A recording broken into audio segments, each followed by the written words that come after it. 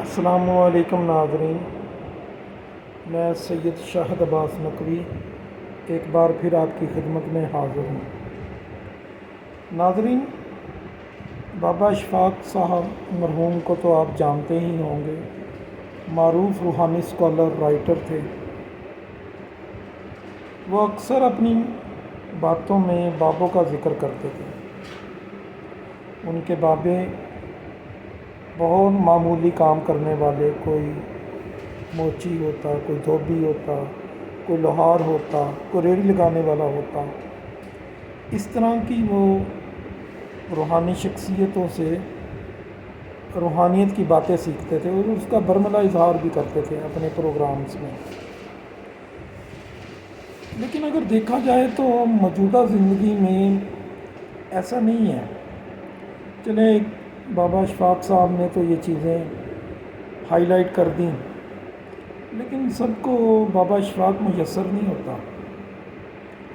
ہمارے دور میں، موجودہ دور میں اب شخصیت پرستی اور اس کی مالی حیثیت دیکھی جاتی ہے۔ یہ نہیں دیکھا جاتا کہ کون کیا بول رہا ہے، یہ دیکھا جاتا ہے کہ کون بول رہا ہے، چاہے وہ کچھ بھی بول رہا ہو۔ بہت بڑا یہ المیہ ہے ہمارے معاشرے کا۔ فرض کریں اگر کوئی محنت کش، کوئی دھوبی، کوئی لوہار بہت زیادہ روحانی مرتبہ رکھتا ہے، اللہ پاک نے اس کی ظاہری اور باطنی بصیرت کھول دی ہے اور وہ روحانیت کا استاد ہے،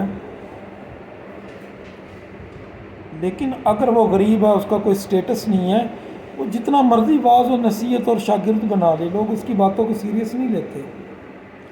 اس کے برعکس کوئی علاقے کا چودھری، کوئی مولوی، کوئی مذہبی شخصیت،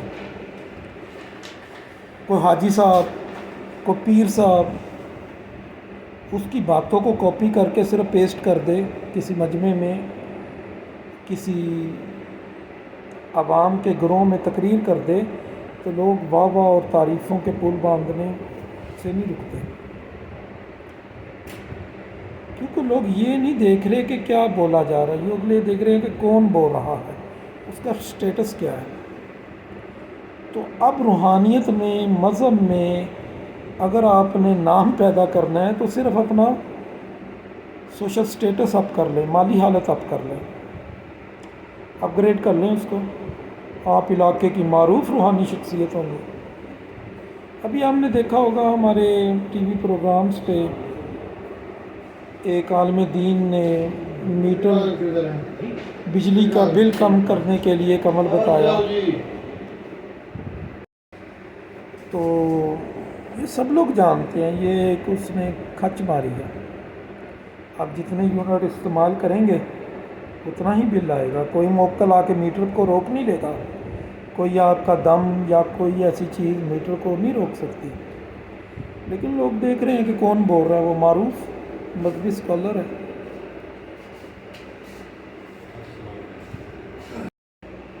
تو آج کے دور میں اگر آپ نے اپنا روحانی مذہبی سٹیٹس بلند کرنا ہے تو آپ اپنے آپ کو مالی طور پر اپ گریڈ کریں۔ دیکھیں، اگر آپ کے پاس پیسہ نہیں ہے تو آج آپ مالی عبادت کوئی نہیں کر سکتے، حج آپ نہیں کر سکتے، زیارات آپ نہیں کر سکتے، عمرہ آپ نہیں کر سکتے، کیونکہ اس پہ پیسہ خرچ ہوتا ہے۔ اب غریب بندہ کہاں محنت مزدوری کرے اور کہاں حج اور زیارات کے پیسے اکٹھے کرے، عمرے کے پیسے اکٹھے کرے، تو بغیر پیسے کے آپ کی عبادات بھی نامکمل ہیں۔ تو معاشرہ اب چینج ہوتا جا رہا ہے، معاشرہ یہ نہیں دیکھ رہا کہ کیا ہو رہا ہے، معاشرہ یہ دیکھ رہا ہے کہ کون یہ سب کچھ کر رہا ہے اور کون بول رہا ہے۔ تو اللہ پاک ہمیں صحیح چیزوں کو سمجھنے کی، اپنانے کی توفیق عطا فرمائے۔